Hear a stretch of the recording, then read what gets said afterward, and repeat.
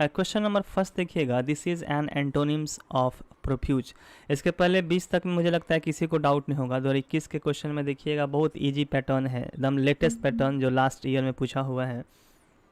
सबसे इजी यही लगेगा आपको जब आप सॉल्व करोगे तो यही मन में चल रहा हो, काश इसी पैटर्न में आए 2022 में। तो मुझे लगता है इससे भी इजी आएगा और आना भी चाहिए। तो आप लोग के हिसाब से लग रहा है कि आज लास्ट क्लास है? बिल्कुल नहीं, लास्ट क्लास नहीं है, अभी क्लासेस होंगी, ठीक है, क्योंकि कुछ और इम्पोर्टेंट जो चैप्टर है जो छूटा हुआ है उसका भी हम रिवीजन करने वाले हैं। जैसे कि स्टूडेंट से बोले थे कि वॉइस नरेशन से ही है, और इसके अलावा जो स्टूडेंट्स डिमांड करेंगे, जैसे कि पार्ट्स ऑफ स्पीच में प्रीपोजिशन स्टूडेंट बोल रहे थे, लेकिन प्रीपोजिशन का हम जो PDF है डाल चुके हैं टेलीग्राम पे, जो 100 वर्ड्स है, वहाँ से डाउनलोड करके आप याद कीजिए। और बाकी जो टाइम टेंस है, वर्ब है, जो इम्पोर्टेंट लग रहा है उसका हम कोशिश करेंगे, जो आगे 3 4 5 जो भी दिन है उसमें हम पढ़ाऊँगा। तो बच्चों फर्स्ट का आंसर हो जाएगा बिल्कुल सही, आपका सी होगा। This is an antonym. Profuse का मतलब होता है जो खर्चीला, खर्चीला का सेंस होता है जो हद से ज़्यादा उड़ाता है, ठीक है, जो उड़ाऊ है, लुटाऊ है, खर्च करने वाला है, प्रोफ्यूज उसको बोलते हैं। और ठीक उसका अपोजिट जो मितव्ययी है, जो कंजूस है, कम खर्च करता है, उसको स्कैंटी बोलते हैं। कल भी वर्ड ये मिला था, सी, स्कैंटी। तो बिल्कुल यही है प्रोफ्यूज का एंटोनिम्स। बाकी सब देखोगे, लो, नीचा, रिस्की, जोखिम, रिस्की, जोखिम। और कोर्स का मतलब, कोर्स बहुत अच्छा वर्ड है, ये पूछने का संभावना है कोर्स, क्योंकि हर कंपटीशन में ये VVI बनता है, पूछता है। इसको बोलोगे आप अनसिविलाइज्ड। कोर्स का मतलब होता है अनसिविलाइज्ड, मतलब आप बोल सकते हो अशिष्ट जो होता है, जो गंवार होता है, जो अनएजुकेटेड, अशिष्ट, अनैतिक कह सकते हो, उसको कोर्स कहा जाता है। ओके, तो हो गया सीधा प्रोफ्यूज खर्चीला और स्कैंटी कम खर्च करने वाला, ठीक है।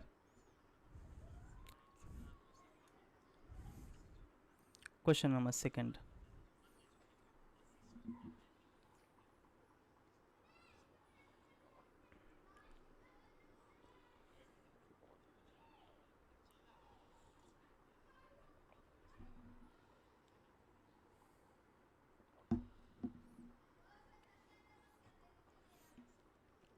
पूर्णिमा कुमारी, प्लीज़ सर मुझे चाहिए और सारा वीडियो का लिंक इंग्लिश यूट्यूब क्लास का। अभी तक जितने क्लासेस हुए हैं 2006 से लेकर 21 तक मैं जो अभी कंप्लीट कराया हूँ, उसका लिंक और कहीं ग्रुप में मिले या ना मिले, लेकिन मुझे लगता है कल तक वो माई इंग्लिश कंपेनियन चैनल पे लिंक मिल जाएगा, वहाँ से आप फॉलो कीजिएगा, ठीक है। सारे वीडियोज़ का लिंक वहाँ से फॉलो कीजिएगा, ईजिली रिविज़न कर सकते हैं। लेकिन वैसे भी आपके ग्रुप में ऑलरेडी सेंड किया जा चुका है, डेली क्लासेस होती है, सारे स्टूडेंट्स का एक बैच का ग्रुप बना होगा और उसमें डेली जाता ही होगा। बाई चांस नहीं मिलता है तो मैं इंग्लिश कंपेनियन चैनल से कर लीजिएगा फॉलो। तो बिल्कुल डी आंसर स्टूडेंट दे रहे हैं।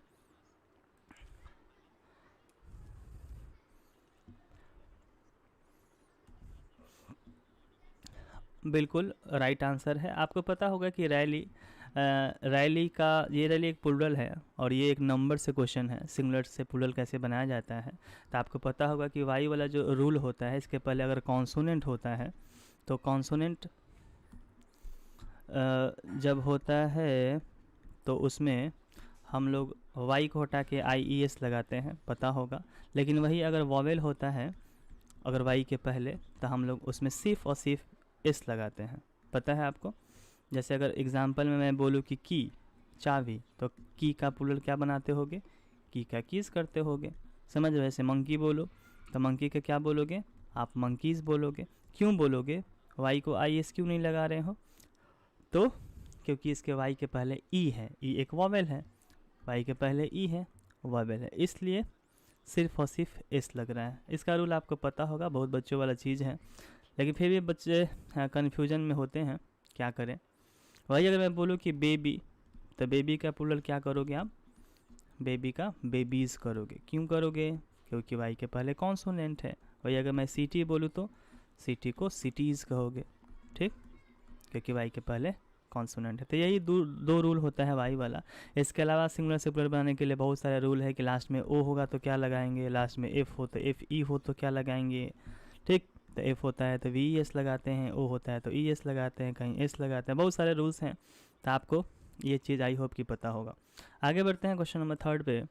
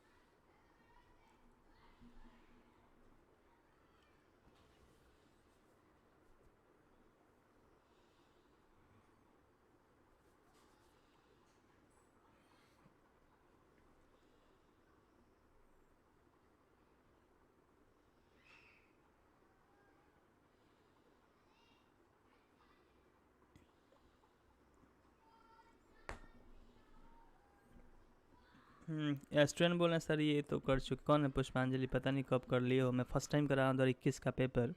क्वेश्चन नंबर 3 का स्टूडेंट आंसर दे रहे हैं डी। स्टूडेंट डी क्यों दे रहे हैं, सॉरी सी दे रहे हैं, वेरी गुड। स्टूडेंट का आंसर सी है, बिल्कुल राइट है। लेकिन क्यों, इसमें देखो जितने 4 के 4 जो ऑप्शन के जो एक्सप्रेशन है, इसमें खास कर एपोस्ट्रॉफी एस का यूज़ इसमें देखोगे, या विदाउट एपोस्ट्रॉफी का कौन सा एक्सप्रेशन सही है, तो यही होगा, इनकरेक्ट है। क्योंकि डिकेड का मतलब होता है दशक, एक 10 साल के पीरियड को बोलते हैं डिकेड। तो यहाँ पे द डिकेड ऑफ 60 नहीं होना चाहिए, 60s होना चाहिए, ठीक है।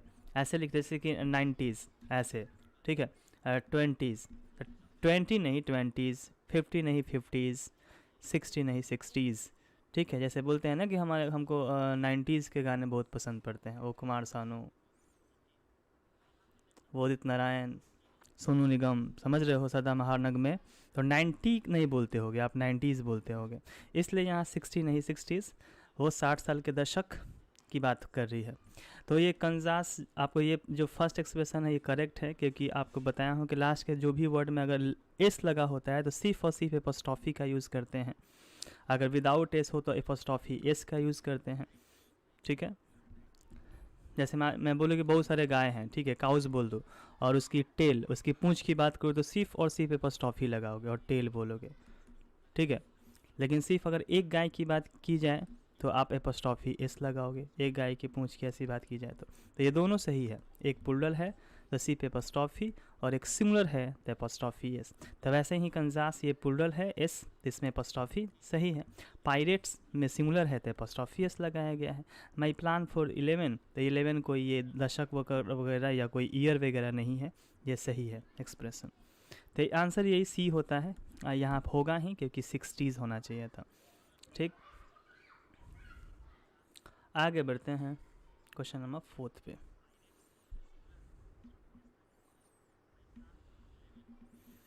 तो बच्चों लास्ट पेपर है, तो जो लास्ट ये स्टूडेंट बोले ये कौन आ जाता है, कौन नए स्टूडेंट आ गए हैं, तो मैं प्राइवेट क्लास नहीं ले रहा हूँ, आज मैं इसको पब्लिक कर दिया हूँ, ठीक है। लास्ट के 3 इयर्स 2 इयर्स का देखोगे तो मैं पब्लिक किया हूँ, कि कम से कम एक लास्ट का पैटर्न को कुछ सबको फ़ायदा मिल जाए।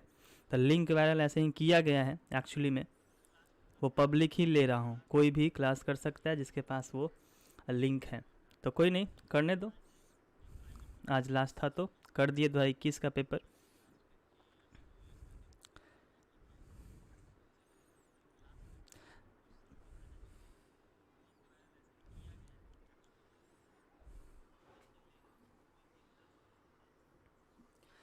तो इसमें क्वेश्चन नंबर 4 में बोल रहा है कि विच वन इज़ इनकरेक्ट, तो आपका आंसर क्या होगा, एक जो है सेंटेंस या एक्सप्रेशन वो गलत है, सेंटेंस ही है।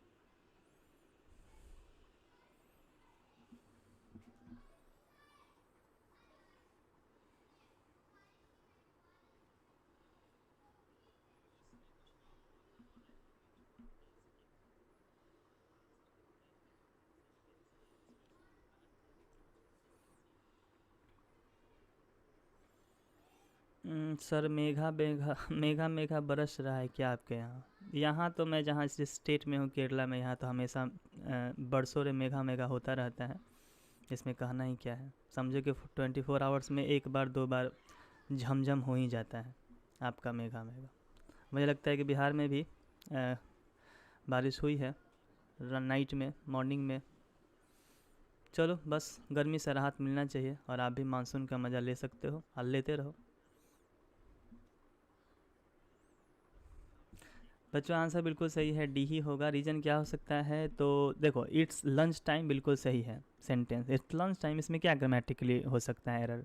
It's been a long time, ये भी सही है, बहुत लंबा समय हो गया, it's been a long time. It's same, ये एक शर्म की बात है, ये एक शर्मिंदगी की चीज़ है, इट्स अ शेम।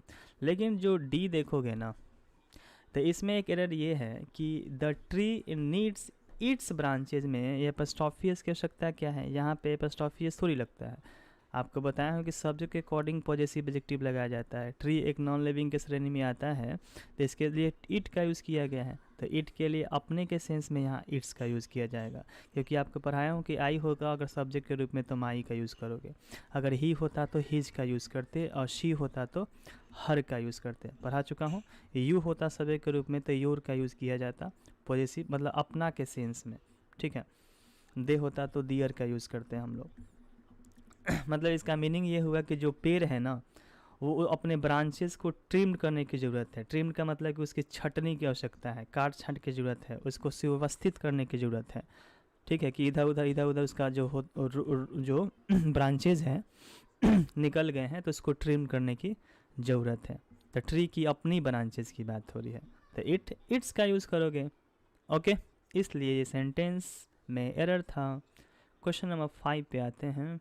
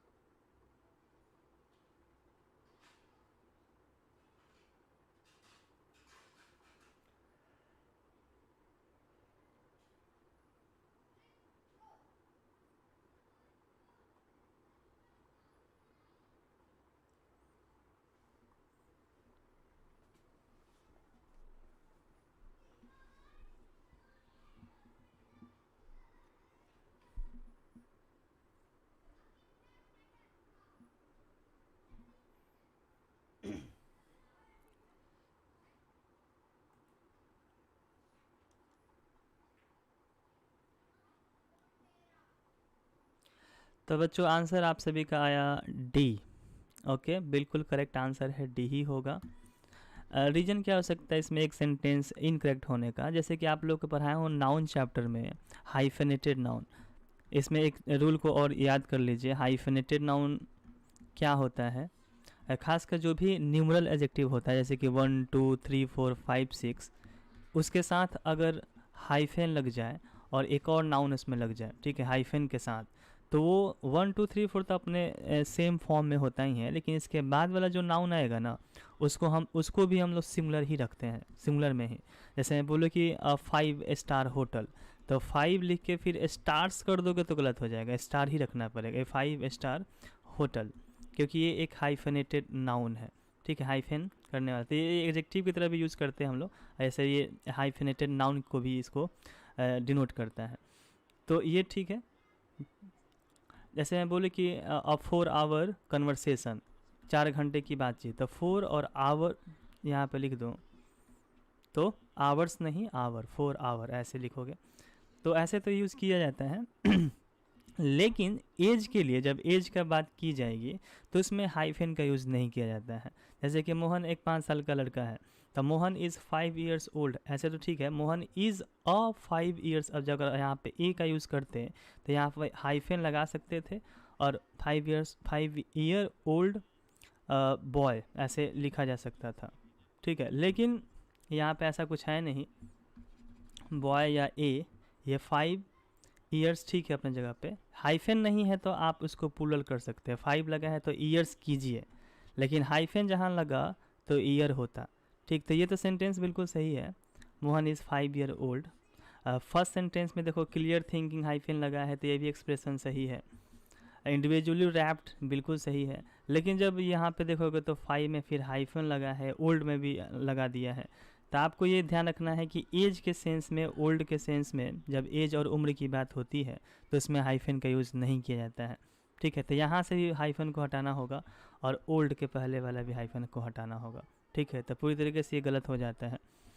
तो खासकर इसमें एक तो एज वाला याद रखिएगा, दो तरीके से क्वेश्चन पूछा जा सकता है कि एज जो ओल्ड के पहले एज जो हाइफन लगाया गया है ये मत लगाइएगा। कोई हो सकता है सी इज़ 5 ईयर ओल्ड करके हाइफन लगा दे, मत लगाइएगा। और ये जो हाइफिनेटेड नाउन होता है उसको सिंगुलर रखिएगा। ठीक है, अगर हाइफन आ गया तो नाउन को सिंगुलर रखिएगा, हाइफन के बाद वाला नाउन को हमेशा सिंगुलर रखिएगा, चाहे 1 2 3 4 5 कुछ भी नंबर क्यों ना हो। 5 देख के प्लूरल मत कर दीजिएगा, 4 करके प्लूरल मत कीजिएगा, आवर्स नहीं आवर, स्टार्स नहीं स्टार। आगे बढ़ते हैं क्वेश्चन नंबर 6 पे।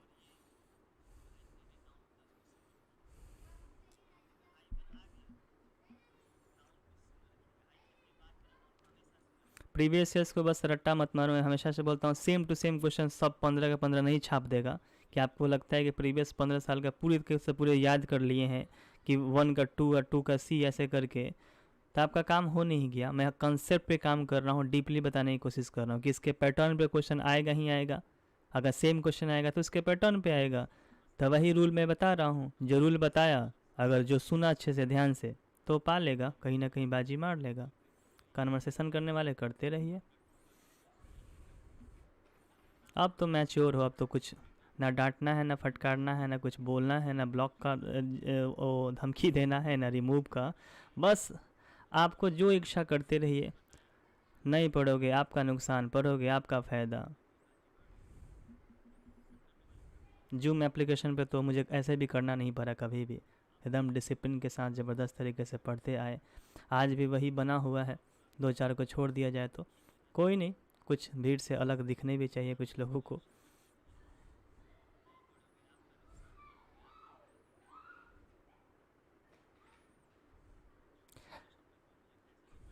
बारिश हो रही है, होने दो।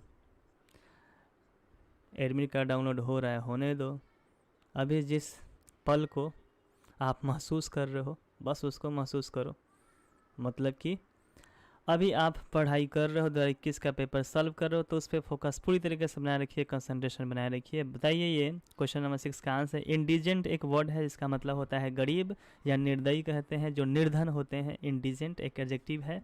तो ठीक, इसका सिनोनिम पूछ रहा है, सिनोनिम का मतलब उसका मतलब पूछ रहा है। इंडिजेंट का मतलब बताइए, तो पुअर होता है, मतलब सीधी सी बात है। इनोसेंट निर्दोष होता है, मासूम होता है, ये होगा नहीं।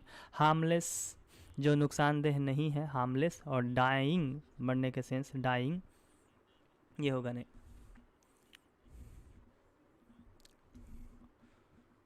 कोई इशू नहीं है।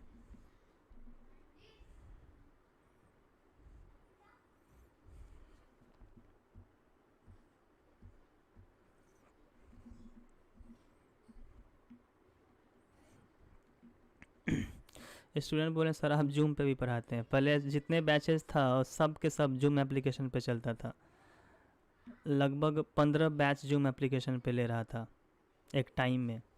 अब एक टाइम में सारा बैच, सारे इसके सारे बैचेस को कंबाइन किया गया और सीधा जूम से हम लोग यूट्यूब पर ट्रांसफ़र हुए। ठीक,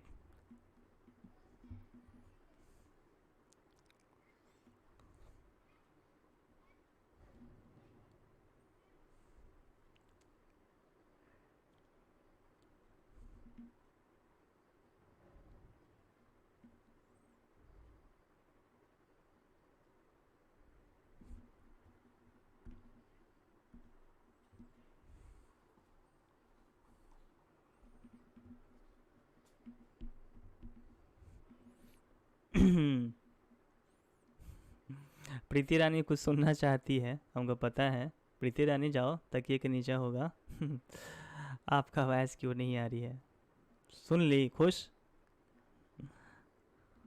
बच्चों इसका आंसर बिल्कुल परफेक्ट दे रहे हो, बहुत इजी है। नरेशन पढ़े हो, नरेशन में डायरेक्ट स्पीच में मैं बताया था, नरेशन में से पढ़े हो कुछ, इसमें अगर पढ़े होंगे तो उसमें बहुत अच्छे से सिखाया होगा कि डायरेक्ट स्पीच में जो अदर पार्ट्स ऑफ स्पीच होते हैं ना बच्चों, तो अदर पार्ट्स ऑफ स्पीच में जो 10 वर्ड होते हैं, कम से कम 10 वर्ड है, जैसे कि टुडे है तो टुडे डायरेक्ट में होगा, तो उसको हम लोग डैट डे में कर देते हैं, ठीक है। तो डैट डे बिल्कुल राइट आंसर है आपका, यही पूछ भी रहा है कि इनडायरेक्ट स्पीच में इसको किस में चेंज करते हैं।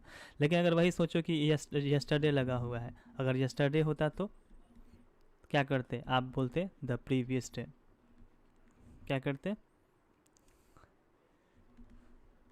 द प्रीवियस डे करते या द लास्ट डे बोल देते। और टुमारो होता तो आप क्या करते, द नेक्स्ट डे या द फॉलोइंग डे करते, ठीक है। हियर होता तो आप देयर करते, हियर को देयर करते हैं। याद आ रहा है सब। टू नाइट होता है तो डैट नाइट हो जाता है, अगो है बिफोर हो जाता है, पता है सब। हेंस है तो देंस हो जाता है। तो यही है, समझो कि नरेशन में मिलता है आपको। आगे बढ़ो क्वेश्चन नंबर 8 पे।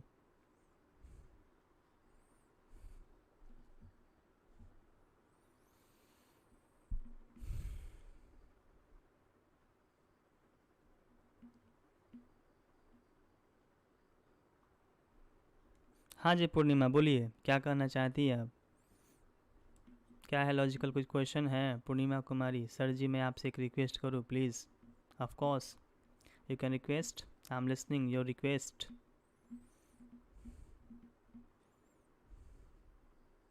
स्क्रीनशॉट लीजिए भाई। स्वीटी कहाँ गई, किस चीज़ का स्क्रीनशॉट, इसका स्क्रीनशॉट लेना था। आपको तो ये पीडीएफ में मिला होगा, कहाँ गया जी, हो गया। क्वेश्चन नंबर 8 का स्टूडेंट आंसर दे रहे हैं ए। वेरी गुड, बहुत सिंपल क्वेश्चन था। टाइम एंड टेंस हमेशा से बोलते आया हूँ कि कम से कम ये चैप्टर कंप्लीट कीजिए, और सब चैप्टर याद हो या ना हो, कम से कम लास्ट टाइम में मैं बोल रहा हूँ, ये नहीं बोल रहा हूँ कि नाउन से आप रिवीजन 12 से 13 चैप्टर कर लीजिए, कम से कम ये टेंस पे फोकस बनाए रखिएगा। अब मुझे आशा है कि सारे के सारे स्टूडेंट्स को 12 का 12 टेंस का रूल याद होगा। जैसे कि प्रेजेंट टेंस में 4 होते हैं, पास्ट में 4 और फ्यूचर में 4, टोटल 12 हो जाते हैं, सबका रूल होता है ना।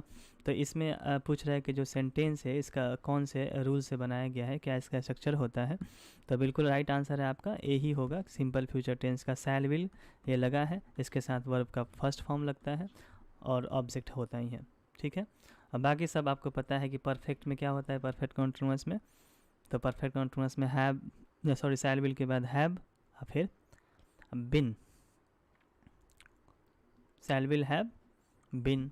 अब परफेक्ट में शैल विल हैव वर्ब 3, और फ्यूचर कॉन्टिन्यूअस में शैल विल बी वर्ब का फोर्थ फॉर्म। ओके आगे बढ़ो, क्वेश्चन नंबर 9 देखो।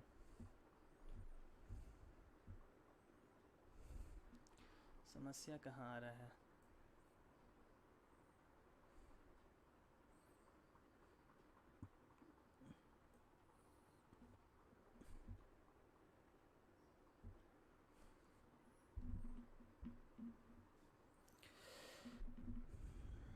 कहाँ गई वो पूर्णिमा,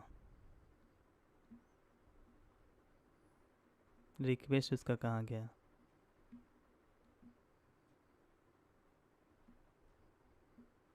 चलो क्या इसका आंसर देना।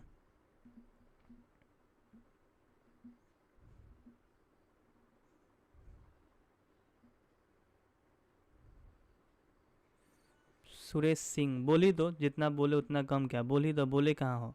सर आपका वॉइस बहुत अच्छा है सर, कितना भी बोले कम है, कम बोले हो ही कहाँ कि कम लग रहा है, बोलो बोलो, तारीफ में कुछ शब्द। तो बच्चों इसका आंसर दीजिएगा। पार्ट्स ऑफ स्पीच पढ़े होंगे, इसमें एक वर्ड है ये जो दिख रहा है, हु एवर। हु एवर एक ऐसा वर्ड है, समझो कि एक प्रोनाउन का ही है, ये प्रोनाउन है, ठीक है, ये सीधा बता ही दिया है क्वेश्चन कि प्रोनाउन है। लेकिन प्रोनाउन में 10 काइंड्स होता है बच्चों, उस 10 काइंड्स में कौन से काइंड के अंतर्गत आएगा, क्या वो न्यूमरल है, रिलेटिव है, डेफिनेट, पर्सनल। तो स्टूडेंट का आंसर है रिलेटिव। तो बच्चों आपको जब मैं पढ़ाया हूँ प्रोनाउन, तो उसमें आपको सिर्फ और सिर्फ 5 रिलेटिव प्रोनाउन मिला होगा, जिसमें आपको हु, हुम, विच, हुज, डैट मिला होगा। लेकिन कुछ एडवांस पढ़ोगे इसका तो उसमें आपको मिलेगा रिलेटिव प्रोनाउन में क्या था, इसमें एक विच था और डैट था। तो ये तो आपको मिलता ही है, लेकिन कुछ और वर्ड्स भी होते हैं। हु एक होता है तो उसमें हु एवर आ जाता है, होम एवर भी होता है, होम एवर। एक हुज एवर भी होता है वर्ड, देख रहे हो। ये सब के सब क्या होते हैं, विच एवर, डैट नहीं होता। ये सब के सब रिलेटिव प्रोनाउन होते हैं। तो वैसे ही यहाँ पे रिलेटिव प्रोनाउन हुएवर है, मतलब जो कोई भी सेंटेंस के बीच में आता है। अगर भी कुछ और भी ग्रामर के बुक उठाओगे, उसमें आपको कंपाउंड नाउन की तरह एक, सॉरी कंपाउंड नाउन क्लॉज पढ़ोगे ना, जब क्लॉज में, तो आपको नाउन की तरह भी इसको यूज़ किया गया कहीं क्लॉज में। लेकिन ज़्यादा एडवांस में मत जाओ, आप सीधा सीधा समझिए कि ये सारे वर्ड्स जो दिख रहे हो, ये सब के सब क्या है, रिलेटिव प्रोनाउन है। आगे बढ़े, क्वेश्चन नंबर 10 बताओ। ये तो बहुत बच्चों वाला क्वेश्चन हो गया, आंसर दे दो देखते ही।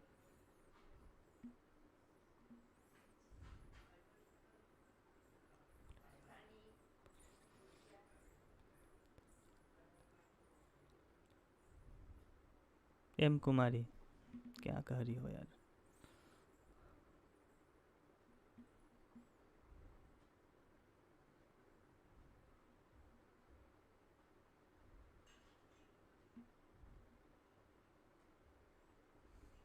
करो गुस्सा करो, कौन है ये, प्रीति रानी।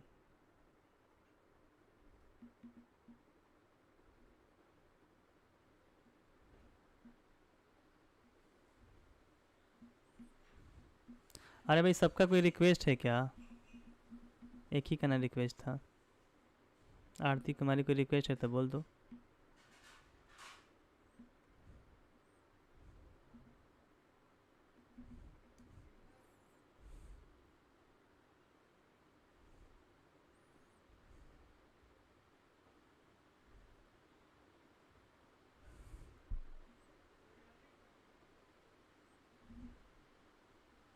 आरती आंसर दो, क्या दिक्कत है, हो गया खुश।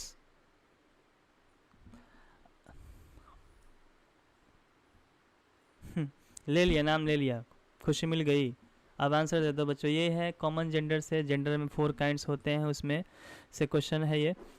टेबल आपको पता है, टेबल और बुक जो है न्यूटर जेंडर के अंतर्गत आएगा, क्योंकि ये एक नॉन लिविंग थिंग है। मास्टर जो है मैस्कुलिन जेंडर, जिसका फेमिनिन मिस्ट्रेस होता है। और डॉक्टर जो है वो कॉमन जेंडर है, क्योंकि मेल फीमेल दोनों को बोलते हैं, कॉमन है। आगे बढ़ो।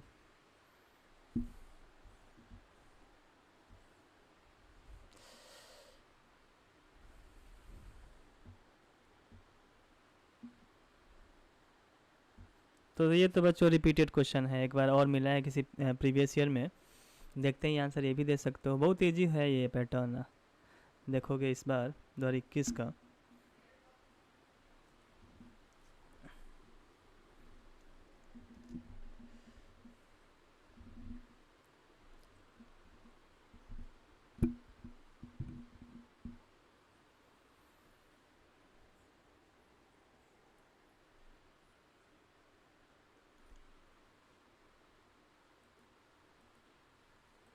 हेलो, साउंड आ रही है ना, बिल्कुल परफेक्ट, कोई इशू नहीं है।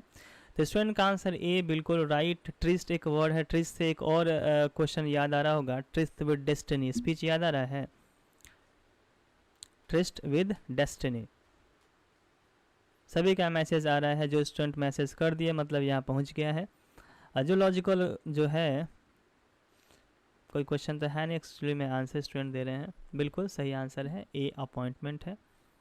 जिसका मतलब नियुक्ति का भी सेंस देता है, एक और अपॉइंटमेंट का सेंस उसमें आता है, जो दो लोग एक टाइम को निकाल के या एक सिचुएशन में वो लोग मिलते हैं, उसको हम बोलते हैं अपॉइंटमेंट। जैसे कि लवर्स के लिए भी यूज़ किया जाता है अपॉइंटमेंट, जैसे कि एक टाइम निकाल के, जैसे मान लो कोई डेटिंग वगैरह में सिचुएशंस के अकॉर्डिंग वो मिलते हैं एक जुलते से, एक दूसरे से मिलते हैं तो अपॉइंटमेंट उसके सेंस में भी ट्रिस्ट का यूज़ किया जाता है। ठीक है, बिल्कुल सही आंसर है। तो याद रखिएगा ट्रिस्ट विद डेस्टिनी में भी है, जिसके ऑथर थे कौन, जवाहरलाल नेहरू, वो भी याद रखिएगा। क्वेश्चन नंबर 12 देखिए, ये भी रिपीटेड क्वेश्चन है, ये भी पूछा हुआ है, प्रीवियस ईयर में है किसी न किसी ईयर में।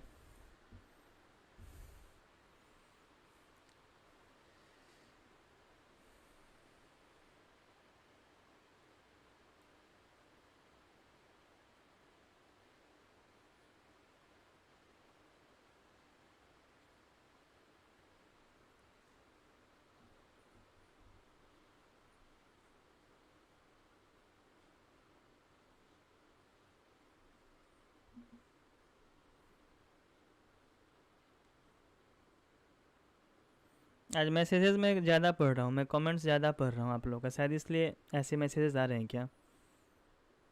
ज़्यादा का मतलब आपके आंसर पे, ज़्यादातर आंसर पे हम फोकस करते हैं ज़्यादातर, लेकिन इसके अलावा पता नहीं क्या क्या मैसेज करते हो, समझ नहीं आता, अजीबो गरीब। एक से एक महान पुरुष भी है, महान महिला भी है, वाह।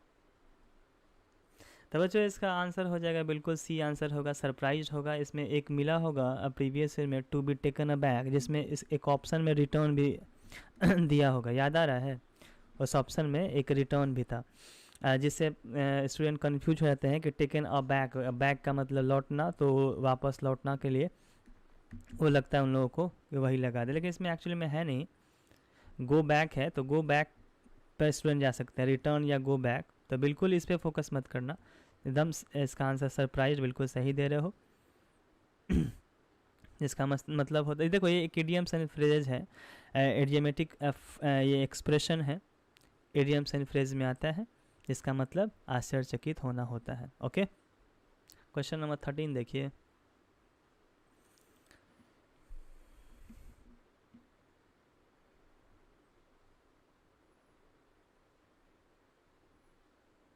अभी तक 3 रिपीटेड क्वेश्चन मिला, बिल्कुल शिवम, बस फोकस बनाए रखिए, बताते रहिए कहाँ क्या इशू है।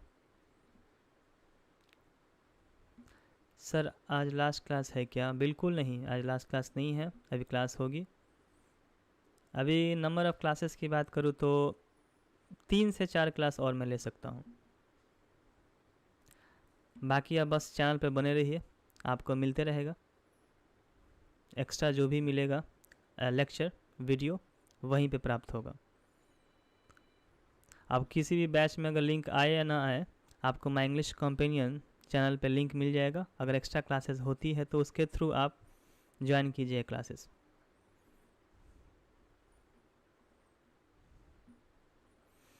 तो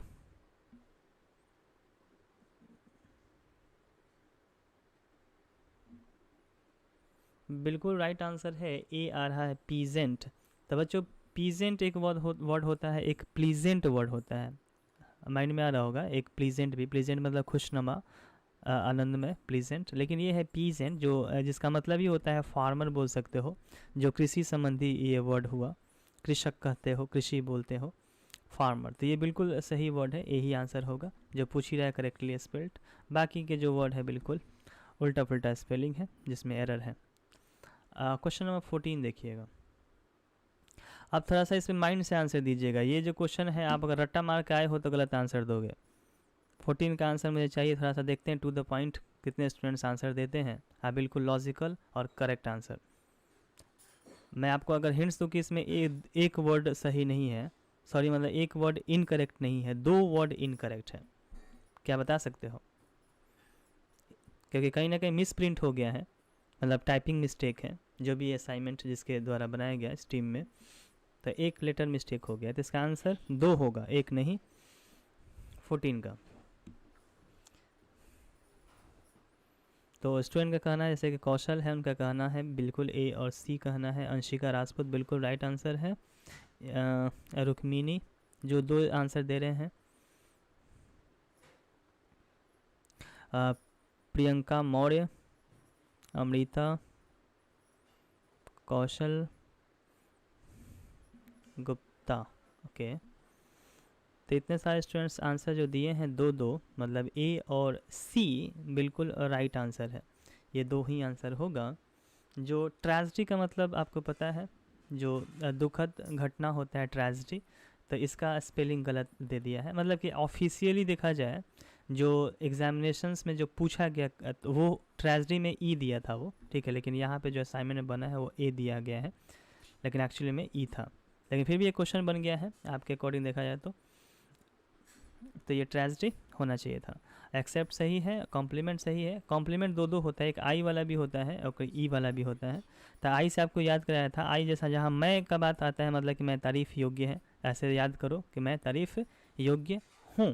तो कॉम्प्लीमेंट तारीफ़ करना, एक कॉम्प्लीमेंट ई जहाँ होता है उसका मतलब पूरक होता है, जो कोई चीज़ एक दूसरे पर डिपेंड होता है वो कॉम्प्लीमेंट कहलाता है।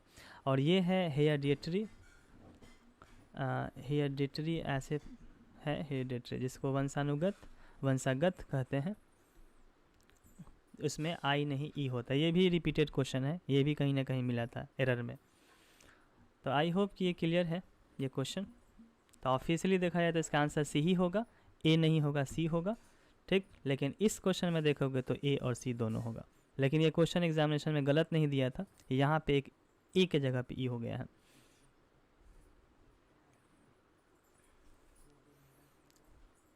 मतलब ई के जगह पे ए हो गया है। ओके, आते हैं 15 नंबर पे। This is not a synonym of poise.